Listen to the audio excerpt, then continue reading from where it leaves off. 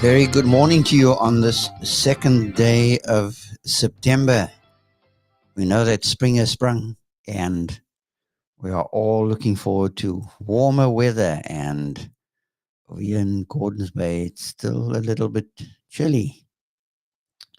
But if you've joined us, then you have joined the Fifth Connection, where we are talking through the storyline of the letter to the Ephesian assembly. Just a reminder that all these podcasts are available on YouTube at Fifth Factor. Just punch in Fifth Factor and you'll have access to all of the podcasts that I've done to date. There's also a website where you can access all kinds of resources. It's the fifthfactor.co.za. fifthfactor.co.za. We continue right along in the biblical text this morning, where the writer is unfolding how that reality flows with novelty. There is newness, constant newness. If you think life can grow old and stale, yeah, it's because you haven't woken up yet, as Ephesians 5 verse 14 says. Awake, O sleeper. Rise from the dead, and Christ will give you light. It takes nothing short of a resurrection awakening in your life as a follower of the way to move to the next step of transformation in your life. But you see, think sometimes we conduct our lives as the walking dead. We are insomniacs. We are walking in our sleep. If you think that sounds tough, I would advise that you read chapter 5 of Ephesians. We'll get there. And we'll see how that text has to do with waking up and then cleaning up your life and then showing up in the midst of reality, or the white heat of what reality throws at you. The question on the floor is, how does innovation in the flow of reality manifest? And Paul the writer talks about how that his own posture is such that he has factored in his limitations, all of his shadow, all of the negative side of his life is factored in to posturing properly. He knows what that limitation is. He describes himself as a prisoner of Christ. He is in prison at this time, and amidst that difficulty, he's able to converse and have a discourse, discuss, to use his limitation as a lever that gives him leverage to communicate the novelty that he has in his life. That novelty has to do with being a custodian of the mystery of God. The sacred secret that he has needs to be given out to Gentiles. He's known as the apostle to the Gentiles. And we're going to pick up where we left off in a previous episode in tracking the 5 reasons for why this mystery was unknown before, unknown in the Old Testament. Well, I tracked you the first reason for why the word as in verse 5, as it has been revealed to his holy apostles and prophets by the Spirit. As is an adverb. Why?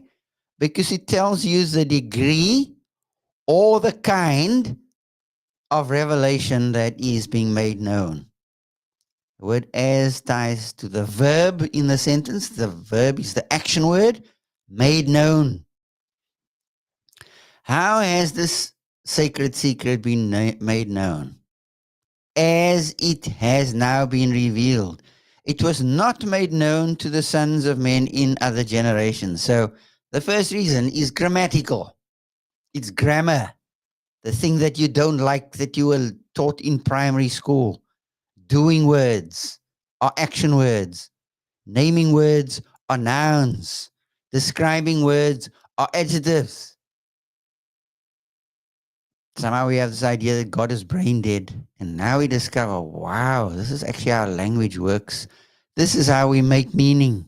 This is how we understand by pausing the words in the sentence. It's called syntax. Sentence construction is syntaxes. Word construction, of course, is a little bit different because sentences are made up of words. And so when we think of sentence construction, it's syntaxes, right?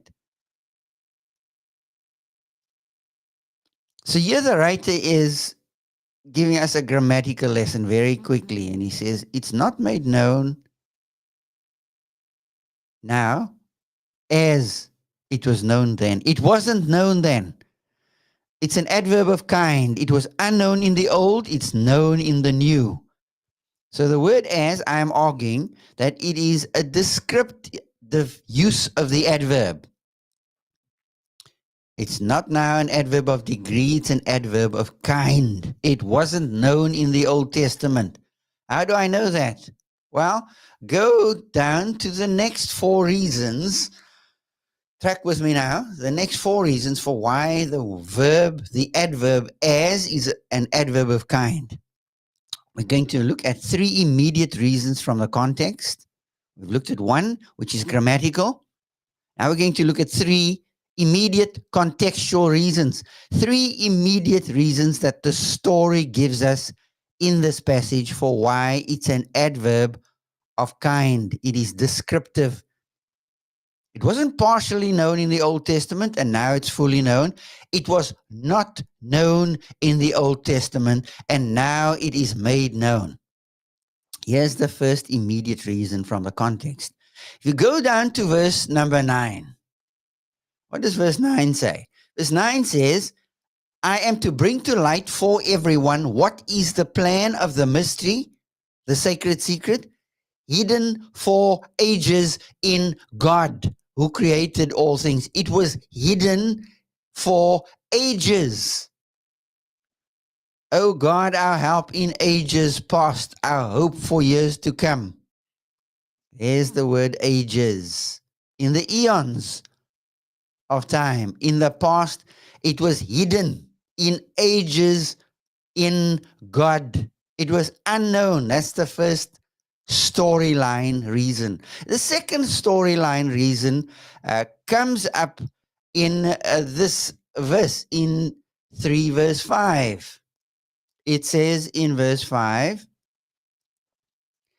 as it has now been revealed. N-O-W, now. The original text has the word as nun, N-U-N, nun. But now, it was not known to the sons of men in other generations of the past, but now it has been revealed.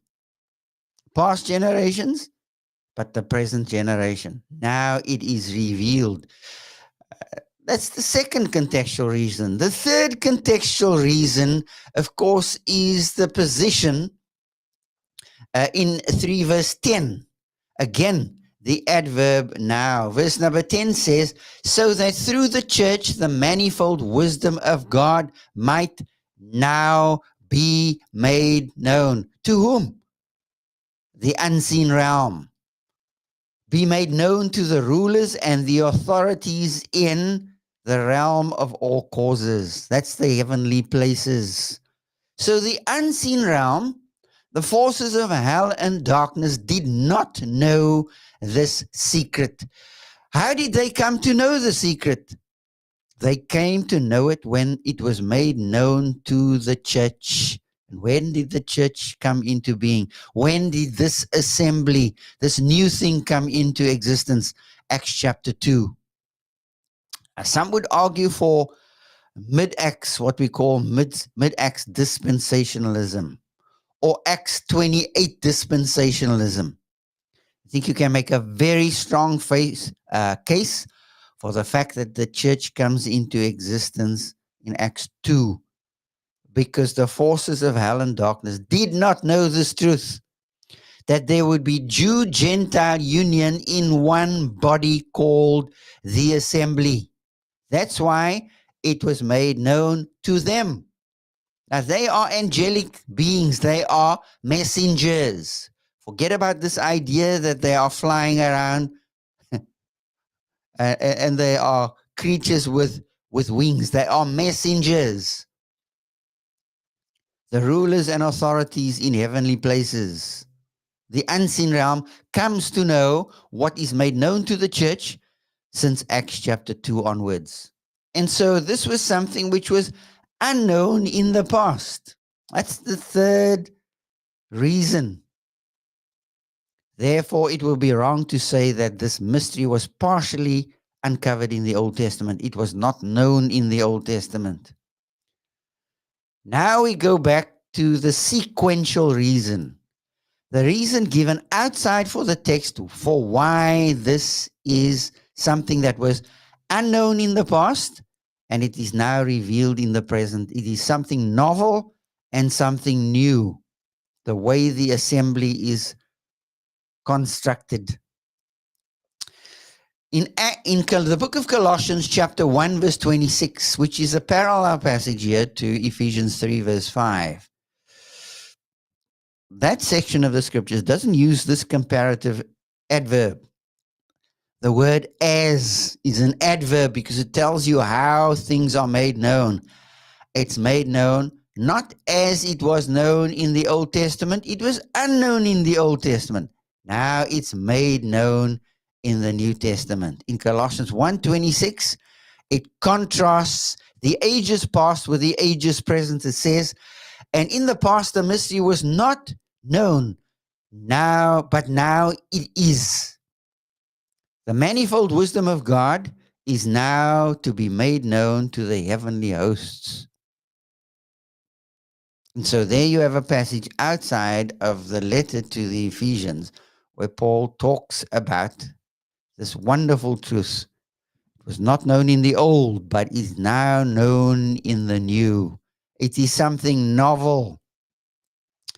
The way the assembly is constructed is something novel.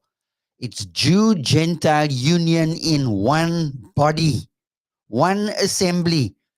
Gentiles don't come in through the back door, and Jews through the front door. They come in through the same door. And that's what you need to keep before your gaze. And so watch now where the text is going. Novelty projects innovation through discourse and difficulty. And verse 6 ends off this very novel idea that Paul is busy with.